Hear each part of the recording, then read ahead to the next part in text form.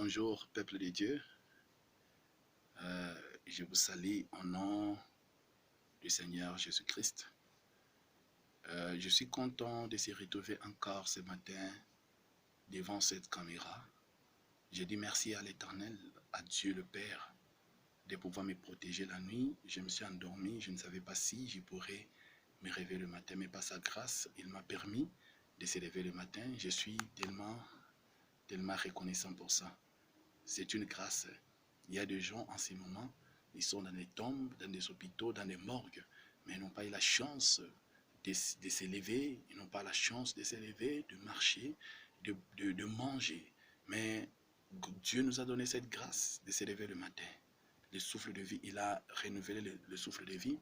C'est une grâce. Nous devons reconnaître que c'est une grâce. La Bible dit que la grâce est grâce lorsque la personne reconnaît que c'est la grâce. Moi, je reconnais que c'est la grâce. Si toi, tu ne reconnais pas que c'est la grâce, ça t'engage que toi. Mais moi, je reconnais que c'est la grâce de Dieu. C'est une grâce que Dieu nous a accordée. La grâce imméritée. Nous n'avons pas mérité ça. C'est une grâce méritée. Peuple de Dieu, aujourd'hui, je voulais parler sur un petit point. Concernant mon petit sujet de ce matin, je voulais parler sur où passeras-tu ton éternité. Pourquoi j'ai pris ce sujet? Parce que je me suis croisé avec un témoin de Jéhovah. Je lui ai posé la question par rapport à la vie lorsque la personne meurt. Qu'est-ce qui se passe? Il m'a parlé, il m'a dit que lorsque la personne meurt, sa vie termine. Il n'y a pas une autre vie. Alors, je me suis dit que réellement, est-ce que ce que vous dites, c'est vrai? Lorsque la personne meurt, il n'y a pas une autre vie. Il m'a dit, il n'y a pas une autre vie. C'est-à-dire, la personne là, il n'y a pas même un contact, c'est-à-dire, il est mort. Oui, effectivement. Lorsque la personne meurt, mais il y a un endroit où il va aller pour atteindre la résurrection. Parce que le mal que nous faisons ici, nous allons le payer. Nous devons savoir que nous allons le payer. Le mal que nous faisons ici sur cette terre, nous allons le payer. Mais ce n'est pas dire que ça va se passer comme ça, parce que nous devons quand même, Dieu a planifié toutes choses, il a dit toutes choses dans la Bible. C'est pourquoi j'ai pris le petit sujet, c'est où passeras-tu ton éternité? Nous devons savoir qu'après la vie que nous menons sur cette terre, il y a une autre vie que nous allons mener. Nous allons vivre éternellement. Lorsque Dieu te crée, il te crée pour vivre éternellement. Soit tu vas vivre éternellement, soit tu vas vivre ton éternité dans l'enfer. Ou bien tu vas vivre ton éternité dans le millénium. Nous devons savoir cela. Parce que la plupart des gens ne savent pas qu'il y a une autre vie que nous devons mener après cette vie. Nous avons une autre vie que nous allons mener. C'est pourquoi la Bible nous recommande de pouvoir marcher dans la crainte de Dieu, de pouvoir respecter les lois de Dieu. Nous sommes dans cette dimension.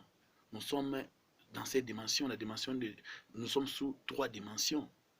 Après ces 3 dimensions, il y a la 4e dimension, il y a la 5e dimension, il y a la 6e dimension, et il y a la 7e dimension.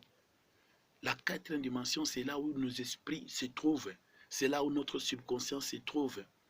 C'est lorsque Dieu parvient à t'ouvrir les yeux spirituels, le démon que tu vois, les gens qui prophétisent, les gens qui donnent les messages, ils retirent ces messages dans la 4e dimension.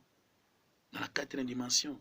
C'est là où nos vies sont réservées. Lorsque Dieu t'ouvre les yeux et que Dieu active le don de prophétie, tu verras dans la 4e dimension la vie des gens. La 5e dimension, c'est une dimension où Satan se trouve. Les démons se trouvent dans la 4e dimension, aussi dans la 5e dimension. Les trônes de Satan se trouvent dans la 5e dimension. C'est là où les gens meurent dans le péché. Leur place est dans la 5e dimension. Ils sont sous le pouvoir de Satan. Tandis que la 6e dimension, c'est la dimension où les enfants de Dieu, ceux qui meurent en Jésus-Christ, vont aller. Là on appelle le lieu de repos, là on appelle le paradis. C'est dans la 6e dimension, tandis que dans la 5e dimension, c'est l'enfer, le lieu de tourment. La 7e dimension, c'est la dimension où Dieu se trouve, là où il y a les anges. Il y a une autre vie, là où il y a une vie après cette vie. Où passeras-tu ton éternité? Où passeras-tu ton éternité? Parce que la plupart des gens ne savent pas que les choses qu'ils font ici, ils vont payer ça ici. C'est le moment de chercher, c'est le moment de chercher Dieu, de laisser le mal, de respecter les lois de Dieu. Dieu est bon. La Bible dit que Dieu a tellement aimé le monde. Il a envoyé son fils unique engendré. Dieu est bon.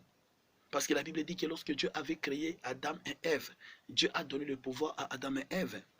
Et Dieu a placé le jardin d'Éden.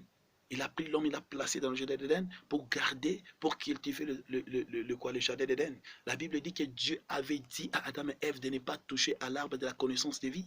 La Bible dit, Père mon Dieu, la Bible me dit que lorsque Satan, le serpent, était allé tenter Ève, Ève a mangé le fruit, il a donné aussi à son mari, ils ont péché. Lorsqu'ils ont péché, ils se sont séparés de la présence de Dieu, ils se sont séparés de la présence de Dieu. Et nos ancêtres dans l'Ancien Testament vivaient sous la grâce de Dieu. Et sous la grâce de Dieu, sous la grâce. Et ils ne vivaient pas sous la grâce. Ils étaient sous la loi mosaïque. Il n'y avait pas la grâce dans l'Ancien Testament. Il n'y avait pas la grâce. C'est-à-dire que lorsque la personne meurt, il va acheter un animal. On va égorger l'animal et le sang versé, le sang va faire quoi? Va couvrir le péché. Mais les sangs des animaux n'avaient pas la capacité d'ôter le péché. Les sangs des animaux avaient la capacité de faire quoi? De pouvoir couvrir le péché. Les sangs expiaient seulement, ils faisaient l'expiation du péché. Ils couvraient le péché. Mais comme Dieu nous a aimés, comme Adam s'est retrouvé perdu, alors Dieu cherchait le moyen de pouvoir racheter l'homme, de racheter l'homme du péché. C'est pourquoi Dieu lui-même est venu en créant le corps qui est Jésus.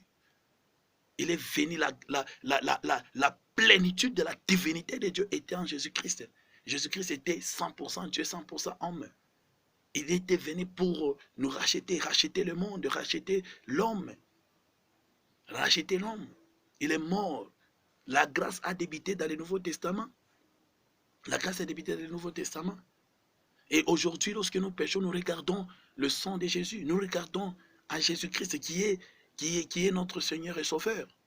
Il a accepté de mourir à la croix. Lui qui n'était pas pécheur, mais il est devenu péché à cause de nous. Il est mort à la croix. À Gethsémani, avant que Jésus puisse aller se crucifier, la Bible dit que la plénitude de la divinité de Dieu était sortie. Aujourd'hui, Jésus est à côté de Jéhovah, sous son trône. Et son corps est en train d'expier nos péchés. L'expiation de nos péchés. L'expiation de nos péchés. Vous devez savoir que nous vivons sous la grâce de Dieu. C'est le moment de laisser ce que tu fais. À quoi bon de gagner le monde? La Bible dit que ce qui s'est passé dans les temps dans les temps de Noé, c'est ce qui va se passer dans ces temps ici. Dans les temps de Noé, les gens vivaient, les gens voyaient toutes ces choses. Les gens se mariaient. C'est ce qui se passe dans les temps de la venue du Fils de l'homme. Les seuls et mal. On vous prêche la parole, mais tu ne parviens pas à respecter la parole. Tu fais ce que tu fais. On te dit de respecter la parole, de laisser le péché. À quoi bon de gagner le monde? Si aujourd'hui Dieu t'est béni, tu n'es même pas à mesure de bénir les autres. Tu n'es même pas à mesure d'aider les autres. Tu n'as pas l'amour. Mais la Bible dit que Dieu a aimé le monde. Dieu nous a aimés. Il est venu lui-même pour nous racheter. Mais tu n'as pas l'amour. On te dit de respecter, toi tu ne parviens pas à respecter. Tu fais que tu as de la haine envers ton frère. Tu as de la haine envers ta soeur. Tu n'as aucun amour. Et puis tu te dis que tu es un fils de Dieu. Et puis tu te dis que tu es un fils de Dieu. Où passeras-tu ton éternité? Parce que pour que tu passes l'éternité dans le millénium en présence de Dieu, il faut laisser ce que tu fais. Parce qu'il y a une autre vie. À quoi bon de gagner le monde? C'est ce que la Bible dit. À quoi bon de gagner le monde et après tu es perdu? Après tu es perdu. La Bible nous recommande de suivre Jésus-Christ qui est le chemin, la vie et la vérité. De laisser le mal, de laisser le péché, de suivre Jésus-Christ. La Bible dit recherchez d'abord le royaume du ciel et sa justice. Et tout ça vous seront donnés. Nous ne sommes pas partis de ce monde, nous ne sommes que des pèlerins. Ce monde ici ne nous appartient pas, nous ne faisons pas partie de ce monde, nous sommes que des pèlerins. Mais nous avons une place là où nous allons partir, là où nous allons passer l'éternité. Ce n'est pas ici sur cette terre. Parce que lorsque Adam avait péché, le diable a récupéré. C'est lui qui dirige le monde ici. C'est lui qui dirige, le monde lui a été donné. Mais nous, les enfants de Dieu, ne faisons pas partie de ce monde. Parce que lorsque le bébé naît, il détourne la théophanie, il entre dans ses corps pour être tenté, pour subir la pression. Aujourd'hui, nous sommes sous la pression. Toute chose que nous voyons ici a été prophétisée par Daniel. Dans l'Ancien Testament, les grands prophètes ont prophétisé. Aujourd'hui, on ferme les églises.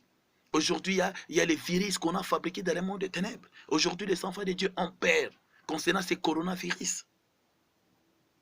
Maintenant, tu as peur de quoi? Tu as peur de quoi? Moi, je ne peux pas avoir peur de la mort. Parce que je sais que si je meurs aujourd'hui, demain, j'irai dans la 6e dimension. J'irai là où il y a Abraham, Isaac et Jacob.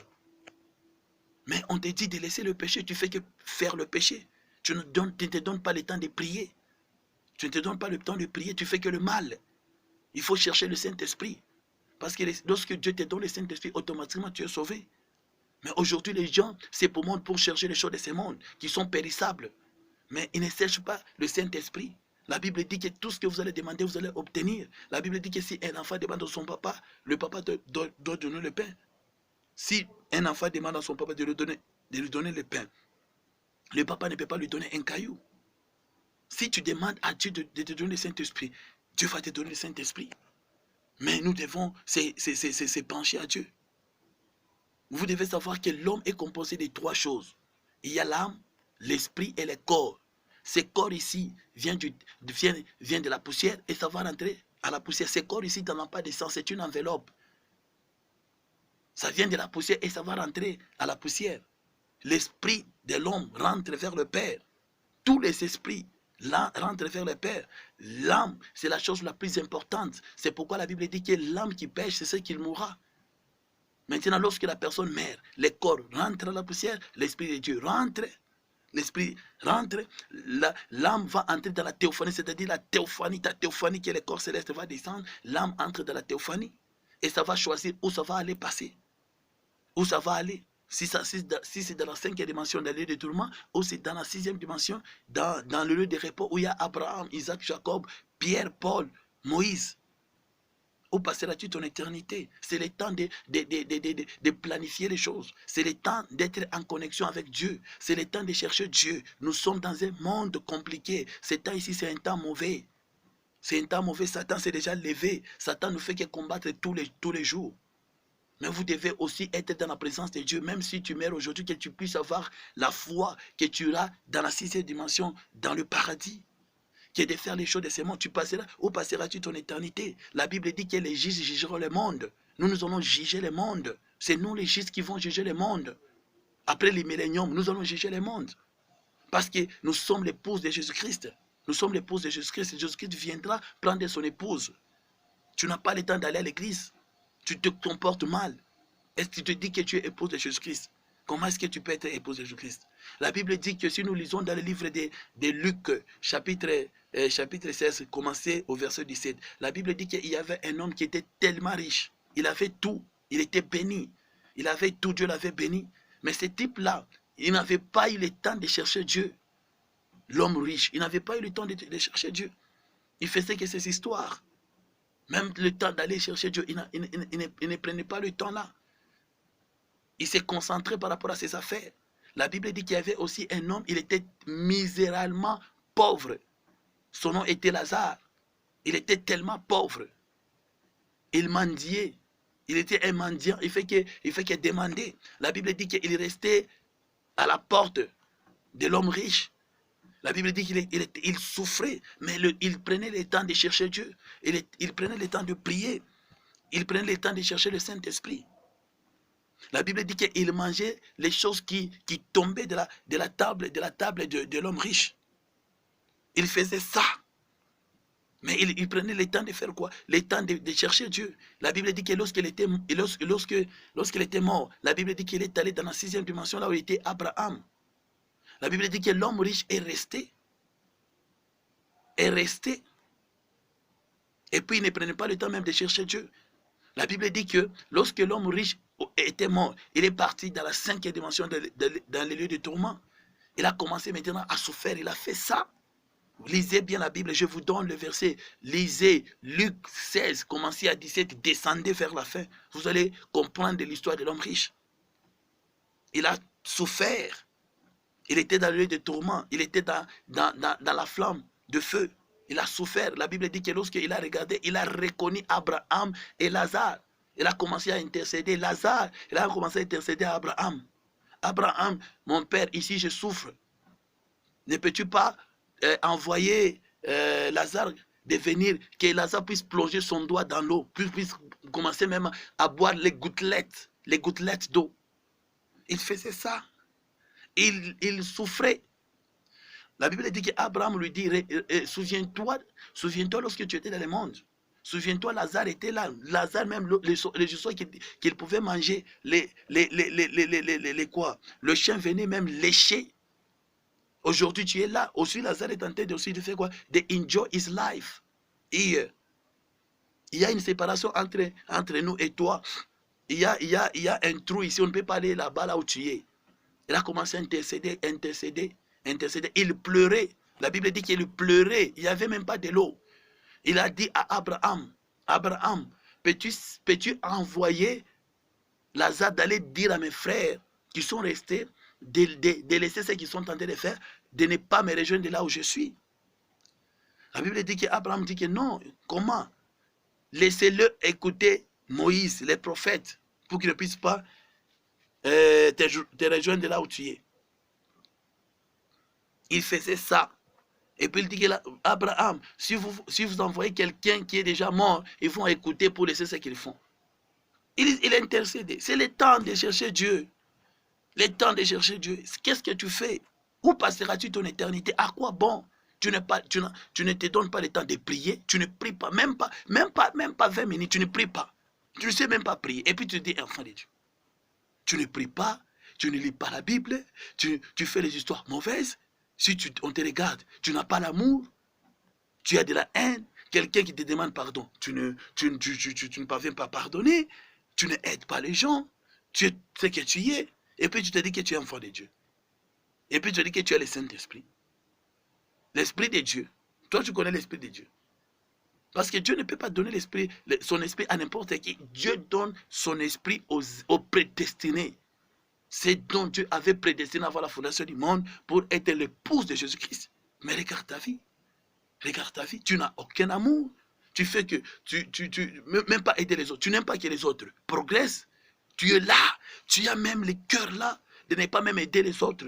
Tu ne veux pas que les autres progressent. Et puis tu te dis enfant de Dieu. Est-ce que réellement tu es un enfant de Dieu? Tu n'es pas un enfant de Dieu. Tu ne respectes pas les commandements. Tu ne respectes pas ce que la Bible dit. Tu n'as pas l'amour. Tu ne parles pas à l'église. Et puis tu te dis enfant de Dieu. La Bible dit que Dieu a tellement aimé le monde. Mais lorsque nous péchons, on s'approche devant Dieu, devant les trônes de Dieu, nous demandons pardon. Dieu nous pardonne. Mais toi, tu ne pardonnes pas les gens. Tu es qui? Tu es qui? Et puis tu te dis enfant de Dieu. Et puis tu te dis que tu vas aller au ciel. Tu vas aller dans le paradis. Ou comment? Parce que le paradis là-bas, il faut avoir l'amour. Parce que la Bible dit que toutes choses passeront. Les prophéties vont passer, les prophéties vont cesser. Au ciel, là-bas, dans la 6e, tu vas me prophétiser sur quoi? Tu vas prier sur moi. Tu vas prier sur moi. C'est le moment de chercher. C'est le moment de chercher Dieu. La Bible dit recherchez d'abord le royaume du ciel et sa justice. Et tous sauf seront donnés. C'est-à-dire placer Dieu devant. Placez Dieu devant. Cherche Dieu. Laissez le mal. Aimez ton prochain comme toi-même. La Bible dit que le plus grand commandement de tous les commandements, aimer ton Dieu de tout ton cœur, de tout ton âme, de tout ce que tu as. Le deuxième commandement qui est similaire au premier, aimer ton prochain comme toi-même. Mais tu ne respectes pas cela. Tu fais que voler, tu fais que mentir, tu n'as pas l'amour. Et puis tu dis chrétien, Dieu est à la recherche seulement de l'argent. Tu es capable de faire tout pour avoir de l'argent. Tu peux tuer ton frère à cause de l'argent. Tu as de la haine. L'impudicité, c'est toi, tu couches avec des pites. Tu pars partout. Tu bois de la bière. La Bible dit que tous ceux qui pratiquent ces choses ne vont pas hériter le royaume. Si vous lisez le livre des Galates, Paul a dit cela. Tous ceux qui pratiquent ces choses, ils ne vont pas hériter le royaume du ciel. Mes frères et sœurs, c'est le moment de chercher Dieu. C'est le moment de s'abandonner à Dieu.